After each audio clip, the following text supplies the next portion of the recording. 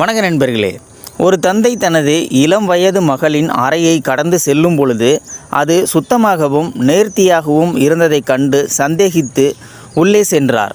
எல்லா பொருட்களும் அழகாக அடுக்கப்பட்டு இருந்தது. ஆச்சரியமாக இருந்தது. அப்போதுதான் தலையணையின் மேல் ஒரு காகித உரை இருப்பதை பார்த்தார். அது என்னவென்று எடுத்து பார்த்தார். அதன் மேல் அப்பாவுக்கு என்று எழுதியிருந்தது. பதறிய அவர் உடனே நடுங்கும் கரங்களுடன் உள்ளே இருந்த கடிதத்தை படித்தார். அதில் இவ்வாறு எழுதியிருந்தது: அன்புள்ள அப்பா, மிகுந்த வருத்தத்துடன் இந்த கடிதத்தை எழுதுகின்றேன். என்னை மன்னித்து விடுங்கள். என் காதலன் டீமோத்தியுடன் நான் வீட்டை விட்டு போகின்றேன். உங்களுடனும் அம்மாவுடனும் சண்டை போட்டு ஒரு தர்ம சங்கடமான சூழ்நிலையை ஏற்படுத்த விரும்பவில்லை. அதனால் சொல்லாமல் போகின்றேன். டீமோத்தியின் அன்பு என்னை அவனுக்கு அடிமையாக்கி விட்டது. நீங்கள் டீமோத்தியை பார்த்தால் உங்களுக்கு புரியும். உடம்பில் பல இடங்களில் பச்சை குத்தியிருந்தாலும் நகைகள் அணிந்திருந்தாலும் அவன் நல்லவன். அதற்கும் மேலே நான் இப்போது கர்ப்பமாக இருக்கின்றேன். அதை கலைக்க டீமோத்திக்கு விருப்பமில்லை. டீமோத்திக்கும் எனக்கும் நிறைய வயது வித்தியாசம் இருந்தாலும், அதாவது 42 வயதிலிருந்து இப்போதெல்லாம் ஒரு வயதல்ல. அவனிடம் பணமில்லாமல் இருந்தாலும் எங்கள் உறவு உறுதியானது.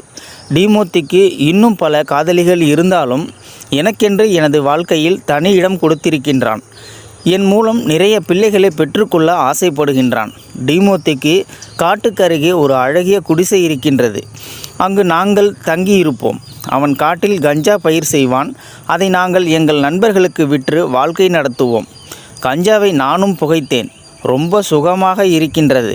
மருத்துவர்கள் சீக்கிரம் எய்ட்ஸுக்கு மருந்து கண்டுபிடிக்க வேண்டும் என்று கடவுளை வேண்டிக் கொள்ளுங்கள். ஏனென்றால் அப்போதுதான் டீமோத்தி எய்ட்ஸிலிருந்து குணமடைவான். அப்பா, நீங்களும் அம்மாவும் என்னை பற்றி கவலைப்படாதீர்கள். எனக்கு என்னை பார்த்து கொள்ள தெரியும். எனக்கு 15 வயதாகின்றது. என்றாவது ஒரு நாள் உங்களை எல்லாம் பார்க்க பேர குழந்தைகளுடன் வந்து பார்ப்பேன். உங்கள் அன்பு மகள் ஏஞ்சலோ. இவருக்கு உலகமே சுற்றுவது போல் இருந்தது. கடிதத்தின் கீழே பின்பக்கம் பார்க்க என்று எழுதியிருந்தது. துடிக்கும் இதயத்துடன் கடிதத்தை திருப்பி பார்த்தார். அங்கு இவ்வாறு எழுதியிருந்தது: பின் குறிப்பு: அப்பா, நான் முன்பக்கம் எழுதியது எதுவுமே உண்மையில்லை. நம் வாழ்க்கையில் எவ்வளவு மோசமான விஷயங்கள் எல்லாம் நடக்க வாய்ப்பிருக்கிறது. இதையெல்லாம் பார்க்கும் பொழுது நான் ஒரு கணக்கு பாடத்தில் தேர்ச்சி பெறாதது ஒன்றுமே கிடையாது. எனது தேர்வு அட்டை எனது மேஜை மேல் இருக்கின்றது. எடுத்து கையெழுத்து போடுங்கள். நான் பக்கத்து வீட்டில்தான் இருக்கின்றேன். உங்கள் கோபம் தணிந்ததும் கூப்பிடுங்கள் என்று அந்த கடிதத்தில் எழுதியிருந்துச்சு. ஸோ நண்பர்களே, இது ஒரு ஃபன்னுக்காக தான் அந்த ஒரு ஸ்டோரி.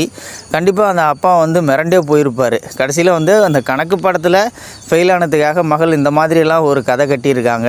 இந்த வீடியோ பார்த்துட்டு இருக்கிற நீங்கள் இந்த வீடியோ பிடிச்சிருந்தா ஒரு லைக் பண்ணிக்கோங்க. இந்த வீடியோ முடிஞ்ச அளவுக்கு மற்றவங்களுக்கும் ஷேர் பண்ணுங்கள்.